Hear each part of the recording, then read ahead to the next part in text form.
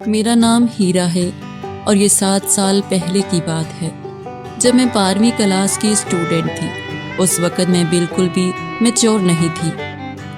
میں اور میرے گھر والے بہت ہنسی خوشی زندگی گزار رہے تھے۔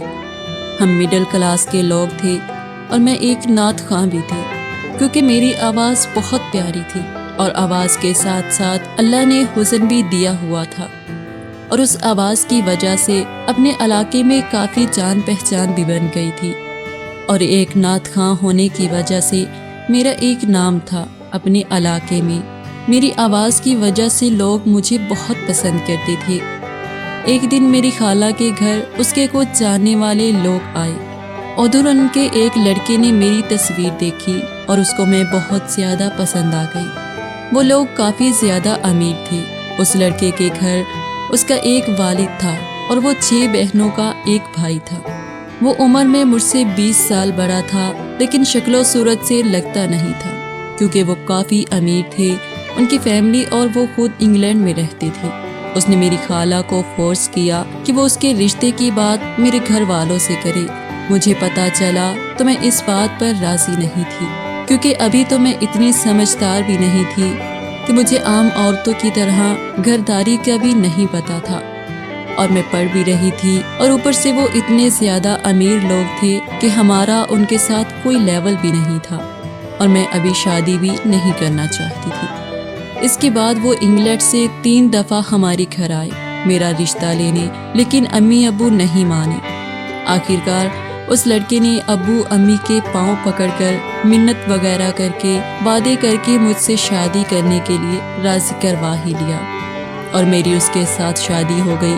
مجھے اب بھی یاد ہے وہ میری شادی کی پہلی رات تھی جب میں اس کا کمرے میں انتظار کر رہی تھی، بار بار دروازے کو دیکھ رہی تھی۔ وقت گزرتا گیا، وہ وقت میرے لیے بہت مشکل تھا۔ وہ ابھی تک نہیں آیا تھا۔ میں دلہن بن کے اس کا انتظار کرتی رہی۔ میری 100 خواہشات تھیں جیسے ہر عورت کی ہوتی ہیں کہ اس کا خامد منہ دکھائی میں کچھ دے گا۔ انتظار کرتے کرتے فجر کا وقت ہو گیا تھا، تب میرا خامد آیا۔ اس کو دیکھ کر ایک پل کے لیے سانس رک گیا تھا کیونکہ ابھی میں بالکل میچور نہیں تھی، اور اس نے پہلی رات ہی مجھ سے اتنا انتظار کروایا۔ خیر، اس نے مجھ سے بات کرنے سے پہلے دعا سلام کیا، اور اس کے بعد اس نے مجھ سے کہا کہ میں آپ کو کچھ بتانا چاہتا ہوں کیونکہ میں ہمارا رشتہ جھوٹ سے شروع نہیں کرنا چاہتا۔ میں اچانک پریشان ہو گئی کہ ایسی بھی کیا بات ہے۔ پھر اس نے مجھے بتایا کہ میں اس کی دوسری بیوی ہوں۔ اس نے انگلینڈ میں بھی شادی کی ہوئی ہے۔ اس بیوی سے میرے 4 بچے ہیں، لیکن اب اس کے ساتھ علیحدگی ہو گئی ہے اور اسلامی طلاق بھی ہو گئی ہے، لیکن پھر بھی وہ اس کے ساتھ رہتی ہے۔ لیکن اس نے کہا، میں آپ کو بہت پیار کرتا ہوں، میں آپ کو پسند بھی کرتا ہوں، لیکن اس کے ساتھ ساتھ میں اپنی پہلی بیوی کو نیچا بھی دکھانا چاہتا ہوں، اور اس کو بتانا چاہتا ہوں کہ ایک خوبصورت اور نوجوان لڑکی نے شادی کی ہے مجھ سے، اور ایک وجہ یہ بھی ہے کہ میری امی اس دنیا میں نہیں رہی، جس کی وجہ سے میرا باپ اکیلا ہوتا ہے۔ آپ اس کی اچھے سے دیکھ بھال بھی کر سکتی ہیں، اور میں آپ کو کوئی پریشانی نہیں آنے دوں گا، آپ کو خرچہ بھی دیتا رہوں گا۔ مجھے اب بھی لگ رہا تھا کہ یہ سب ایک خواب ہے، لیکن میں حقیقت سے نہیں بھاگ سکتی تھی۔ پھر اگلے دن ولیمہ تھا اور میری ایک نند نے میرا ہاتھ چلا دیا۔ وہ مجھے پسند نہیں کرتی تھی، اور وہ یہ بھی نہیں چاہتی تھی کہ میں اپنے خامد کے ساتھ رہوں، اور اس کام میں میرا سسر بھی ان کے ساتھ شامل تھا۔ میری شادی تو امیر گھر میں ہوئی، لیکن ان میں انسانوں والی کوئی بات نہیں تھی، چونکہ میں ایک غریب خاندان سے تعلق رکھتی تھی، اور وہ ہر روز مجھے میرے قریب ہونے کا طعنہ دیتی تھی۔ میرا خامد پاکستان میرے ساتھ 15 دن رہا، اس کے بعد وہ واپس انگلینڈ چلا گیا۔ مجھے اپنے خامد کے ساتھ کافی زیادہ محبت ہو گئی تھی کیونکہ وہ پہلا مرد تھا جو میری زندگی میں آیا۔ مجھے اس کے ساتھ اتنی زیادہ محبت ہو گئی تھی کہ میں نماز پڑھنے سے پہلے اس کے پاؤں یا اس کے شوز چومتی تھی۔ اگر میں نماز کے لیے کھڑی ہو جاتی اور وہ مجھے ایک آواز دیتا تو میں نماز چھوڑ کر اس کی بات سننے چلی جاتی تھی۔ میں شرک کے زمرے میں آ چکی تھی۔ میں کہتی تھی میرے لیے اوپر میرا اللہ ہے اور نیچے میرے لیے میرا خامد میرا خدا ہے۔ اگر مجھے معلوم ہوتا دروازے پر وہ آئے ہیں تو نماز توڑ کر بھاگ پڑتی تھی۔ بعض اوقات بنا دوپٹے بنا جوتوں کے اس کے لیے دروازہ کھولنے بھاگ جاتی تھی کہ وہ آئی ہیں۔ میں نے دادی کو کہتے ہوئے سنا تھا کہ خامد مجازی خدا ہوتا ہے، اور میں نے صحیح معنوں میں اسے نعوذ باللہ خدا مان لیا تھا۔ اس نے کبھی مجھ سے دلچسپی نہیں لی تھی، اور لینا چاہتا بھی تو اس کی بہنیں لینے نہ دی تھی۔ جب وہ پاکستان میں نہیں تھا تو میں اس کے واش کیے ہوئے کپڑے دوبارہ دھوتی اور ان سے باتیں بھی کرتی۔ میں اس کے پڑے ہوئے شوز صاف کرتی رہتی تھی۔ میرے لیے ان سب چیزوں کا کمرے میں موجود ہونا اس کی موجودگی کا ایک احساس تھا۔ پہلے تو وہ مجھ سے ہر اتوار میں بات کرتا تھا اور وہ دن میرے لیے خوشی کا دن ہوتا تھا۔ پھر آہستہ آہستہ رابطہ نہ ہونے کے برابر ہو گیا، اور اس نے مجھ سے کہا کہ والدین کے ساتھ رابطہ کم رکھنا، اور میرے لیے اس کا ہر حکم سر آنکھوں پر تھا۔ میں نے یہ سمجھ لیا کہ میرے لیے وہ مر گئے ہیں تاکہ میں رابطے کا دوبارہ سوچ بھی نہ سکوں۔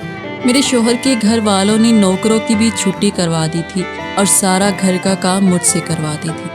میں کبھی اتنا تھک جاتی تھی کہ پورا دن واش روم میں بے ہوش پڑی رہتی تھی، اور میں اتنا پریشان رہتی کہ میں اس پریشانی کی وجہ سے بیمار ہو گئی۔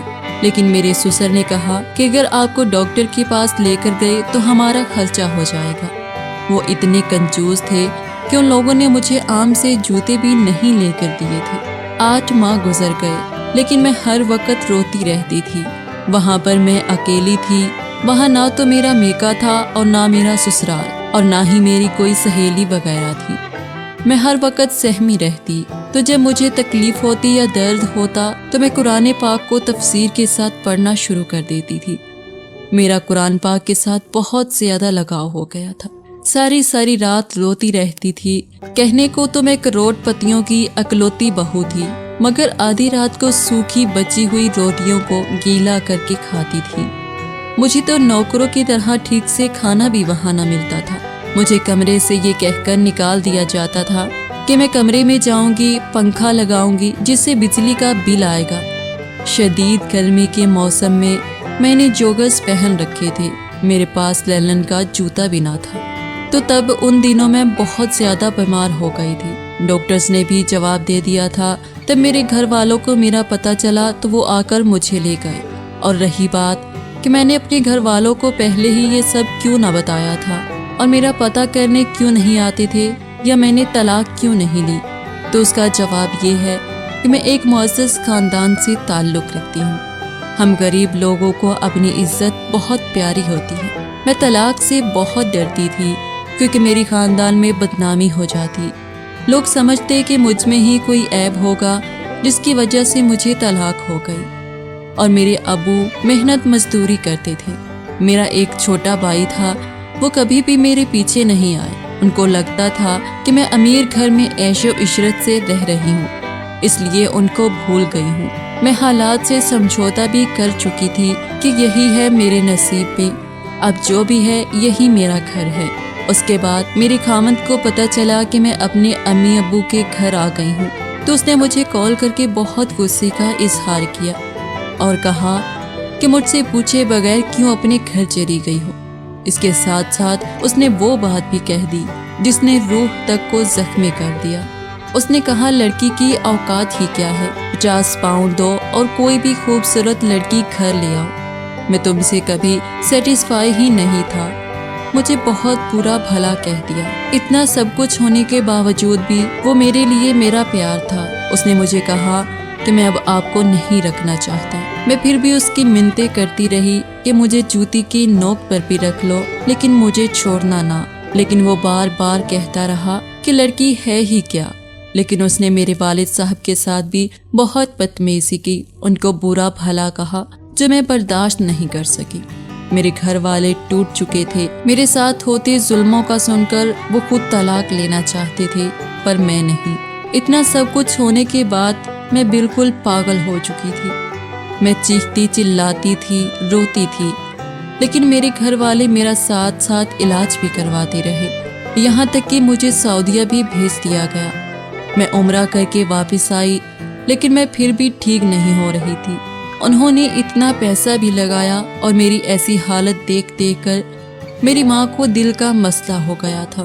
ان لوگوں کا خرچہ دیکھ کر، امی کی حالت دیکھ کر میں نے خود کو ٹھیک کرنے کی کوشش کی اور اللہ پاک نے مجھے صحت دی، اور بعد میں نے ایک جگہ نوکری کر لی۔ اس کے بعد میں نے FA اور پھر BA، اس کے بعد MA اور پھر B.Ed مکمل کیا، اور اب میں M.Ed کر رہی ہوں اور ایک اسکول کی پرنسپل بھی ہوں۔ اس نے مجھے طلاق دینے کے فوراً بعد تیسری شادی کر لی تھی، لیکن اب جس سے اس نے شادی کی تھی اس خاتون کی عمر کافی زیادہ ہے، اور اس خاتون سے اب اس کی ایک بیٹی بھی ہے۔ لیکن لاکھوں اتنے اچھے رشتے آنے کے باوجود میں نے آج تک شادی نہیں کی، کیونکہ اب میرا اس دنیا سے اعتبار اٹھ گیا ہے اور اب میرا دل بھی مر سا گیا ہے۔ پر میں رب پہ راضی ہوں، اس میں بھی کوئی حکمت ہوگی۔